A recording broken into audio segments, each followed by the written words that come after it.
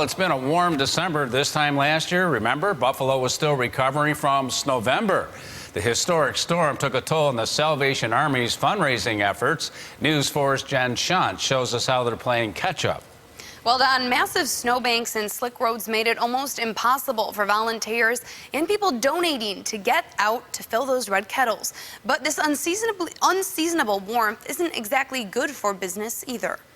Last year was difficult because of the Snowvember storm. We couldn't get workers out to do the collecting, and the traffic in and out of the stores was so sparse that it impacted us. We estimate somewhere between $30,000 and $50,000 losses. Days hearing these bells are numbered this season. Major Thomas Applin of the Salvation Army is hoping this year's Red Kettle fundraising will match last year's, even with having to play catch up. But it's not just the snow impacting donations. It becomes more and more difficult every year because less and less people are carrying cash.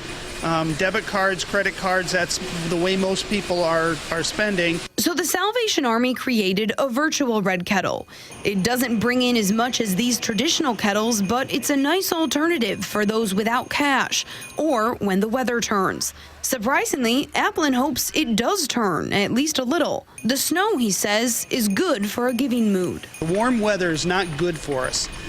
People are not necessarily in the giving Christmas spirit because we think the holidays should be cold and snowy. Tracy White is a new volunteer. She spent Tuesday at the Tops Market in North Buffalo. Well, this is my first year doing this. It's just a wonderful experience, just to know that you're doing something good for someone else. And that good comes in the form of food, clothing, shelter, and job training for more than 30,000 people in Erie County.